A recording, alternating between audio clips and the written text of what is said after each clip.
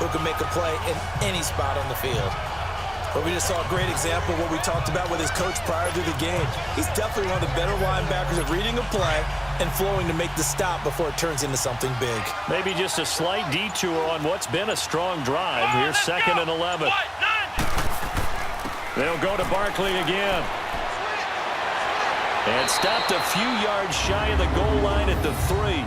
It's a nice pickup of 12 yards, and it gives him a 1st and goal. Oh, that's one to warm the hearts of all those old-school football players, isn't it?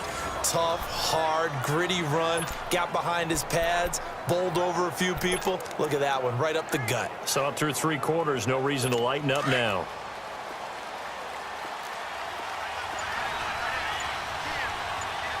It's a 5-receiver set, 3 to the left, 2 to the right. Flushed out right. And he can't get rid of it. He's taken down.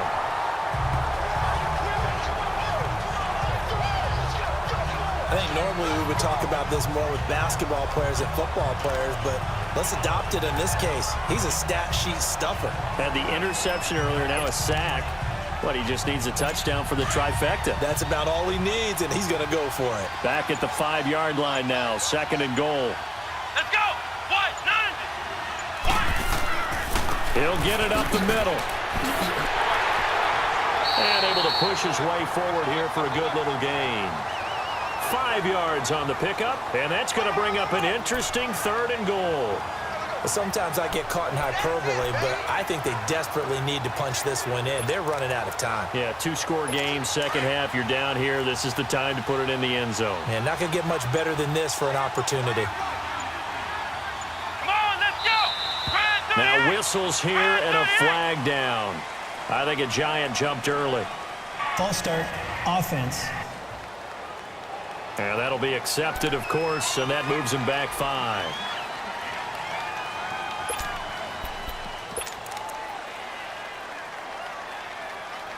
A bad time for a false start penalty as they're backed up now for 3rd and goal. They'll look to throw here. And he finds Shepard. Touchdown, Giants. Sterling Shepard, his 2nd touchdown on the season. And the Giants have got it back to a 1-score game. And he's a little bit on the shorter side as a receiver. Maybe sometimes for the defense, tough to find the little guys, right? Yeah, sometimes they get lost in the traffic, but usually what it means is that rather than just winning with height or even speed, they use their quickness to find a way to get open. Well, tall, short, wide, skinny, whatever, there it results in a touchdown. This is taken near the 13. And a good return. He's across the 35-yard line, right around the 36. The 49ers offense now, they get set to head back on the field. That last touchdown has made this really tight. They're clinging now to this slim lead. Second half, they only have a field goal. This offense needs to kick it into gear. And right now, I'm looking directly at the field general, at the quarterback. Because to me, he's got to take over right now. By word, pumping his team up, and then, of course, by deed with his play. My high school coach used to say that all the time. Laddie, take over by word and deed. And deed means action. Exactly.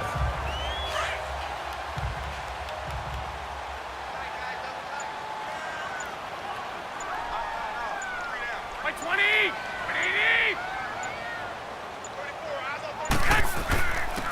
And on the ground they go with a running back. And forget about finding a lane. He barely had time to look up before he was planted in the backfield. Now, obviously, that's some good work there defensively, being able to stop them and bringing up a key 3rd down. But if you're on the offensive side of the ball, there's an opportunity, because I know what defensive guys are thinking right now. Just stop them, get to the ball. That means they might not be sound defensively. There could be some opportunities. And you said key 3rd down. Highlight that word. Put it in bold. Here we go. He's been big. 2 touchdowns earlier. Now he's got a 1st down here. quite the turnaround from a week ago where he threw 4 interceptions. He hasn't had an interception this game, and he told us during the week, my goal, goose egg. He's achieving that so far. And what we're seeing is a guy that you can win with, all right? Because anyone who can make that type of an adjustment to shake off a really horrendous week the week before and come back and play mistake-free football to this point, yeah, that's a guy I want to play with, that's for sure. And he'll be brought down at about the 42. 2 yards on the carry there, and it'll be second down.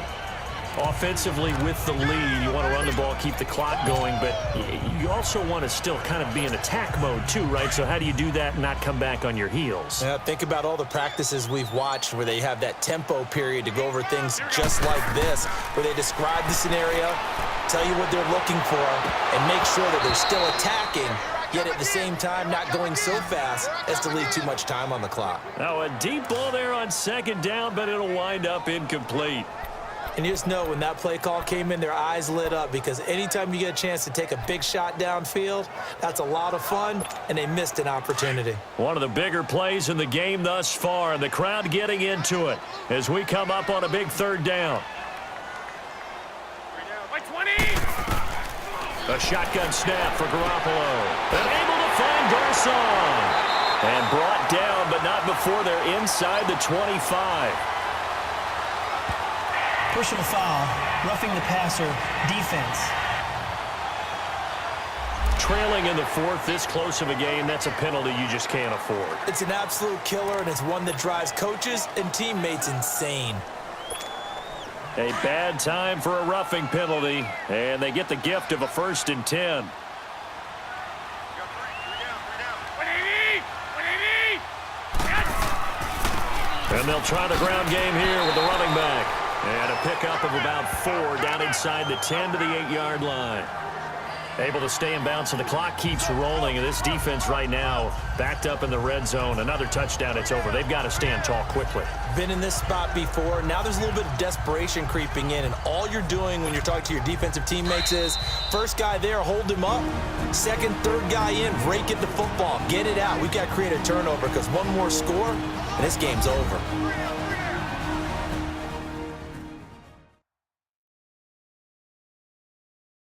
So it's 49er football here as we get you reset.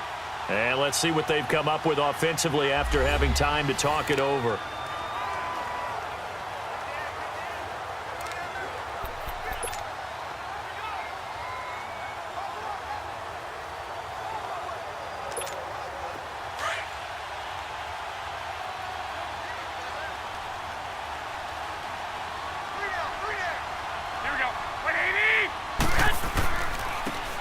Now a handoff looking right.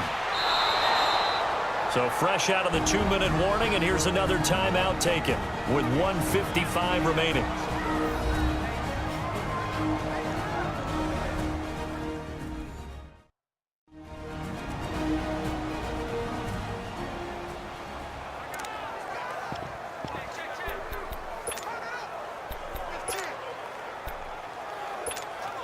Now this is a big third down, and you'd have to think we'd see a timeout right away if they can't stop him here. By 20. Garoppolo to throw. This will be caught at about the 5. And he's going to take it in. Touchdown, San Francisco. Pierre Garcon, his 2nd touchdown on the season. And the 49ers add on to their lead. And no matter how it comes about, when you get good field position, you have to make the defense pay. Short fields usually make for good offense.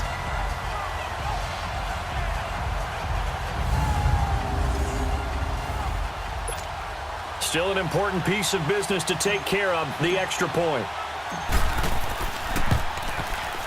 They get one more as the extra point's up and good. And it might seal the deal as that makes it a 2-score game here with not a lot of time remaining.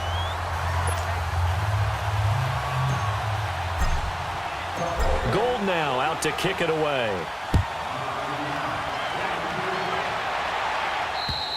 And that'll carry over the back line of the end zone for a touchback. And New York set to take the field. And they're hoping to redo their efforts in the last drive when they got into the end zone. And just think of what it's like now on the sideline, because when you score a touchdown, you have to go over and look at the tablet and see what you did on the last drive. When you scored points, it's a whole lot better view than when you're trying to figure out how to fix things there. Come on, let's go. Ride 38. They'll try and start this drive in the air. It's hauled in by Shepard. And he'll be brought down right at the 30 here. 5 yards on the catch there, brings up second down. They'll set up to throw. Going right side here, and that's complete. And they've got it well across midfield down to the 40 before it's all said and done. He got 29 yards that time. They'll drop the throw. His throw incomplete. Well, touch and timing are critical for those types of throws. He put a lot of zip on that one. Needed just a little bit more finesse trying to get it to his back. So second down and 10. Once again, they'll go from the 40. Let's go. 190. 190. They'll look to throw. He's got Wilson, middle of the field. And before they can run this third down play, we're going to get a timeout, as the clock will stop with just 70 seconds left to go in the game. The Giants on third down. They've converted 6 times and could use a 7th here. This is 3rd and 4. Here we go. 190. 190. They're going to look to throw. To the sideline. Wow, what a catch. Doesn't get a lot out of it, but he is able to keep the feet in bounds. They get only 4 that time, as that leads us to a 4th down. A nice job of bringing that in, but why was he so close to the sideline there? They had all kinds of room in the flat. A little bit of a lack of coordination between him and the quarterback, because both of them should have seen that room that was available, that space. Stop your route a little bit shorter, put it on him, and let him turn and get upfield. So we're back to a 1-score game, and now you figure we'll likely see an onside kick. Yeah, they've only got the 1 timeout remaining, so I think they've got to take a chance of getting the ball back. And it's the 49ers who recover it, and that ought to just about do it. Well, 4th quarter, they felt like they needed the football back. Unfortunately, they couldn't get it.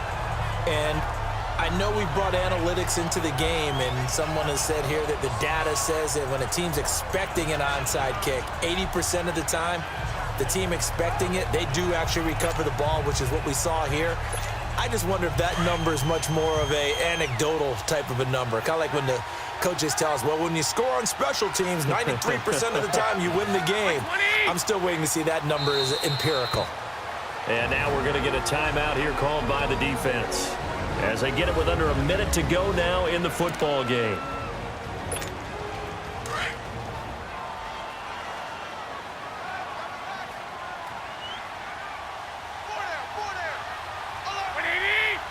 Down to a knee for the 49ers. This one about to be on ice.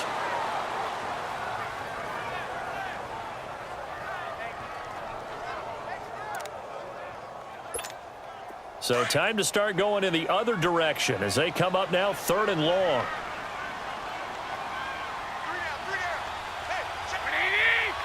They go down to a knee and a sigh of relief as they are into the win column for the first time this year. And that knee will do it. So they snap the losing streak. Always a good feeling. Yeah, I don't know if this one right here, when they're taking a knee, is as much exultation as exhalation, right? They just breathe a sigh of relief. Finally got a win. Needed one desperately.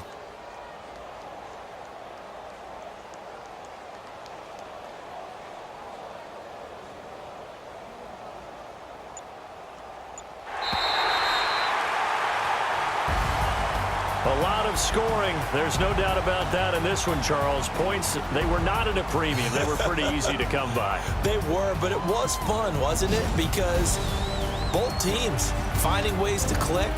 And you know people who love this game, they also love baseball games that are 14-11 with 3 or 4 home runs mixed in. So for the 49ers, it'll be a much happier locker room here as they get that first win after 5 straight losses to start the year. And they'll get another home date next week as the Browns will come to town. Meanwhile, for the Giants, they'll fall to 1-4 with a loss. And they'll be back home next week for a date with the Washington Redskins. So that's a wrap. For Charles Davis, I'm Brandon Gaudin. And this has been a presentation of the NFL on ESPN.